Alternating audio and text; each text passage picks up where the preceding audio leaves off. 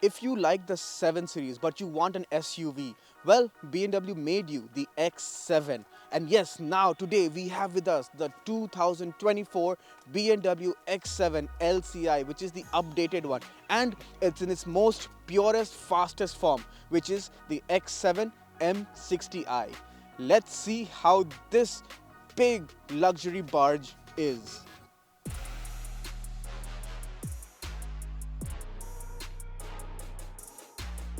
The X7 is a looker, let's just put it that way. Whether you like it or not, it still stands out on the road. The pre-LCI had a single unit headlight. The LCI has the split headlights. In fact, it came on the X7 first, and this theme was carried forward to the new 7 Series. So you have the split taillights, which look really good. You have the DRL on the top part, and you have the main xenon headlights in the bottom part. You do still have the very famous big grille. Fun fact, it's not the biggest grille in its segment anymore. People made a lot of fun of that, and it's not the biggest. BMW has just stuck to it, and I think it looks really good, especially in this blacked out shadow edition that this M Sport pack this car has. It looks really good. Overall, it stands out on the road. It's very imposing and definitely feels worthy of the hefty price tag. It looks super luxurious. When you come to the side of the X7, is then you realize that this is the biggest SUV they make. It's noticeably a size or two bigger than the X5.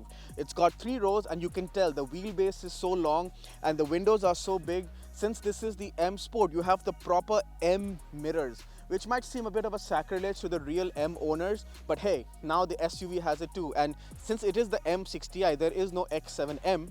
This is what you'll have to make do, and I think it looks really good. Small touches here and there play a big part in the overall looks of the car. This is running the winter setup, so it's running a size smaller, so these are 21-inch wheels. Not a big fan because it's a very generic grey black wheels. The summer setup looks really good. It's 22s and optional 23s, which I think this is one of the first BMWs that has the option of 23s. Usually BMW doesn't offer such big tire wheel sizes, but again, what can I say, it looks really good. And I have to also mention this paint. This is the Marina Bay Blue Metallic, and it's an option, but it's definitely an option very well worth it because it just adds so much character, so much flair to this SUV, and I personally love the way this SUV looks. The rear of the X7 is very good looking. The pre-LCI was still a very charming car, and the LCI, well, they didn't have to make too many changes because they knew that why fix something if it ain't broke. So you have some updates, obviously, because it is the LCI. You've got this really cool taillights. So if you pull out this new key design that BMW has and you unlock it, you see the light pattern. It's so cool, and it looks even more amazing at night. You do have the same 3D pattern on the taillights on the side, which is new to the LCI. And since this is the M Sport and the shadow pack, so there is no chrome. So you have lots of blacked out elements on the tailgate, on the bottom of the bumper, and you can also notice the quad exhaust pipes, right? This is the V8, this is the M60i, the flagship, the fastest, the biggest engine of the X7. So the quad pipes are actually very functional. They work and they sound really good on the move, but more on that later. And you also have the optional toe pack on this, so you can see the cutouts on the bumper. If you didn't have the toe pack, it would be a bit more smooth, a bit more uniform at the bottom, but it looks really good. You do also have a rear wiper and a rear spoiler on the top, since this is the M Sport. Again, BMW did not have to tinker much with the X7. The pre-LCI looked very commanding, very bossy, and this is no different. It still stands out on the road really well. I'm now inside the BMW X7 M60i, and it's a very high spec interior. These cars come with a ton of options by varying from the kind of trim you want, the kind of leather, the color, everything comes at a cost. So this is the fully spec'd out. This has the merino ivory, I think it's called, the interior with the white and grey, and full leather. So otherwise this would be like a leatherette, PU leather sort of thing. This is full leather, and it feels the part. Honestly, it feels very premium.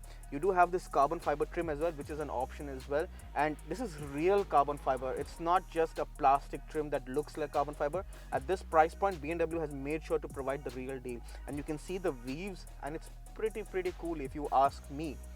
Otherwise, it's a very traditional BMW family trim. So you have the same curved screen which controls literally everything. I think this is iDrive 8.5 now, so a bit more updates. You have the temperature control, the heated seats, everything inside here. You have the wireless CarPlay, Android Auto, you have the fan speed, all the apps. You can just play around with the whole setup of the car. You even can control the lights, and some things are a bit annoying because you have the adaptive cruise, but to set the distance control of the car, you have to play through the screen. It's not a physical button, which is mostly there in most other cars. You do have these superb looking AC vents which feel so tactile, and they have such great feel on them. It just feels so nice. New to the LCI is this new panel which has the light, which has M, which changes with the ambient color. So that color and the sky roof lounge, whatever it's called, the light of the sunroof, it also matches with the ambient lighting of the speaker pods, of the doors, everything. So they're all connected. And you have a host of colors. It's not Merc level of ambient lighting, of customization, but it's still pretty darn good. You have physical buttons for the volume and change of tracks. You have a cup holder which are heated and cooled, and if you have a wireless charger, place your phone and just close it and you are done. You can just chill driving. You don't need your phone because of the wireless CarPlay. You do have the glass controls, which is again part of an option package as well. They don't have the traditional joystick anymore. This crystal gear knob lever, if I can say, I think it's a knob. It used to look much cooler with the pre-LCI because that had a proper crystal feel which felt very tactile, felt much nicer. This I might grow to, but definitely the older one felt better. You do still have the host of buttons for the sport mode, comfort mode, eco mode, the air suspension up and down, and you do have the classic BMW rotary dial which still feels very tactile in this day and age. You do also have a center armrest which is pretty big, pretty store. You can put a lot of stuff. You have two USB ports, two USB-C ports in there. You have a USB-A port, and overall it feels very much at home if you've been in a BMW. Just turn it up to 11 with feel and touch and the ambience. It just feels so good, and it should, right? At this price point, it just feels so nice. You do have a host of buttons on the driver door. So you have the option for the massage seats. Then you have another button where if you press it and you move it, you can control the passenger seat, which is somehow, I don't understand the use of it, but it's a cool gimmick to have. You have the memory seats, and then you can use this button on the top to move the middle row of the seats, to adjust to let the third row passengers in and out, which is pretty cool as well. And one honorary mention I have to mention is this Bowers and Wilkins system. So they have it mentioned on the dash, and you have the pods as well, the speaker pods in the doors. It's one of the best sounding audio systems in any car, full stop. I've heard a few good systems, but this is up there. It just feels so good. Otherwise, it just feels so premium inside here. You have the lovely suede Alcantara roof lining, and everything just feels so expensive, so premium. This definitely feels like BMW's best foot forward. I'm now in the middle row of the X7, and yes, this is a 3-row SUV, so front row, middle row, and third row. The middle row is honestly like a business class lounge. It's the captain seat option, so it is a paid option. Otherwise, you would have the bench seats, but this option is pretty cool to have. The seats are very nice. They're electrically reclinable, so they feel very comfortable, and you have this super soft cushion on the headrest which just amplifies the comfort, and you can just rest your head and just perhaps even go to sleep maybe. You do have a host of controls in the center. So you have the heated seats, the temperature for both, so it's a four zone. Actually, it's a 5 zone because you do have AC controls for the third row as well, and they have their own sunroof, which is pretty cool. Very thoughtful of BMW to add that.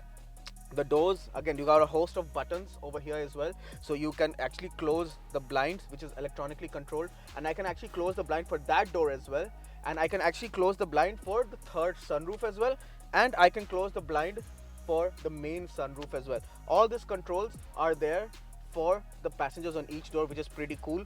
The interior is very lively because of this color scheme, and you do have very nice armrests as well, which feels very good. You do have 2 cup holders, 2 charge Type-C ports as well, and overall it just feels very nice, very relaxing. Some place you can sit for a very long time. Maybe you wouldn't mind being driven around in this car instead of just driving yourself. I'm now behind the wheel of the X7 M60i, so let's get some numbers out of the way. This has a 4.4 liter twin turbo V8, produces 523 horsepower, 850 Newton meters of torque. It has the same ZF box which we know and love since so long. It weighs a lot though, 2600 kilos. Yes, 2.6 tons, which is a lot, but it is fast. So let's try that out. Let's launch it. So I have the car in drive. If I put it into Sport Plus, yes, there I have. If I put the traction into dynamic traction, and if I put the left foot on the brake, if I launch control active, and oh my god, I'm just pinned to my seat. That's 100. Claimed 4.7 seconds, and that is fast. My oof. I need to gather my thoughts. I need to catch my breath, because something this big and heavy should not launch that quick. If I put it back into comfort, it just calms down. And we are back to luxury, which the X7 is really good at. It's running on 21-inch wheels, and the profile is pretty thick because this is on the winter tires, so it rides really well. It's so comfortable, so calm, and it's so relaxed. Honestly, it's like such a joy to just putter around in this. It's so cool, so easy, and you don't feel the size of this, like how I'm going to demonstrate. Actually, I'm going to take a U-turn, and because of the rear wheel steering, the turning radius is hilariously small. Like, you do not expect a big SUV like this to turn around in tight spaces like how I just did. It just one round and it could easily take a U-turn. It's so good. The rear wheel steer has just right enough of angle to make sure that this big SUV turns around in a jiffy. Otherwise, it's so comfortable. The seats are so good. I can turn on my massage seats and I have massage going on while cruising. And this has the highway drive assist plus, or whatever it's called in BMW language, which means it can drive itself on laned roads.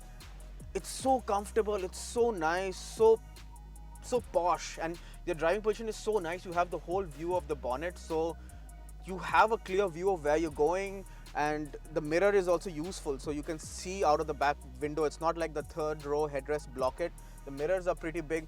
Overall, it's very easy to drive this big SUV, which I never thought I'd say this. Fuel economy is hit or miss, but again, it's a twin turbo V8, so you can't really expect it to be super efficient. In the city, I've been getting 18.5 liters per 100, but on the highways, I've been getting 8.5 to 9 liters, which is amazing for a V8. I know it has the cylinder deactivation tech and stuff like that, but it just is so good. It's a mix of all the world, and I just feel like BMW has nailed it with the packaging on this, because this car can literally just do it all. Also, it handles really well. So like in Sport or Sport Plus, it shifts directions like it's not supposed to. Like this SUV is just so nippy. Like if I just take a quick change here and if I floor it, oh, and this is in comfort, mind you, the V8 is there, you can hear it. I feel like it's a bit too muted because this is a luxury SUV. There's lots of damping and you can see like the muffler is so big, but you can still hear it, and there is some pumped in noise from the speakers, and I don't mind it because they need to amplify the V8 and it sounds so good. As I was saying, the handling is really good. In sport mode, this thing will change direction like you will not expect it. You think it's a top heavy SUV, but this thing can shame smaller cars around corners in the right hands. It's so good. BMW has just killed it with how this thing drives. The engine is a stonker, the suspension is so good, and I mean, what can I say? For the price point, I think this is one of the best driving SUVs out there in the market today. There, I said it. It's that good. I love it. In conclusion then, the 2024 BMW X7 M60i. Well, I had a lot of expectations for it, and when I got told I'm having this car, I was having sleepless nights. Out of excitement, of course. And now, living with it after a week, I'm absolutely smitten. I can see why this is BMW's absolute flagship SUV. It's supremely luxurious, it's supremely comfortable, it's so premium inside, feels so expensive. It drives so beautifully well. It does not drive like a big SUV at all. It's extremely spacious, 3 rows, big boot, everything. It's everything you could ask of, honestly. But everything comes at a big hefty price, and I actually have my phone out because I need to see the price, and I don't do this very often, but there's so many options. I need to tell you all about it. So the base car, the M60i, is $132,000, but this has the premium package, which is $7,500 options with the crystal headlights, the lounge glass sunroof, the heated and cooled cup holders, the glass controls, and the Napa leather is the 7,500. Then you have the M Sport Pro package, which means it's got the M Sport brakes and it's got the black exterior elements, which is another 1,500. Then you have the internal carbon fiber trim, which is $1,000. The 22-inch wheels, which this doesn't have because this is the winter setup, is $500. You have the interior ivory white full leather interior, because otherwise it would have like a leatherette interior. This is full legit, the real deal leather. That's $6,900. You have the trailer tow hitch, which I'm talking about, is $1,250. the 6-seat configuration with the captain seats. So otherwise you'll get the bench seat in the middle. This 6-seater is another $750, and the fabulous Bowers and Wilkins system, which is stunning to be honest, and it sounds very expensive, $5,500. So a combined total, this car as is, the spec is $156,900, and this is before taxes, mind you. So it is very expensive. All this luxury tech gimmicks, everything wizardry is not cheap. But hey, if you look in the market for another premium SUV, then this is one of the better price, because I believe the likes of the Range Rovers and the GLS and everything else is roughly on par, maybe more expensive than this. Then this sounds like a big bargain. If you are in a market to buy a very luxurious 7-seater, 3-row barge, then this might be one of your most favorites. It certainly is mine, and I can't wait to become a millionaire, because this will be my family car.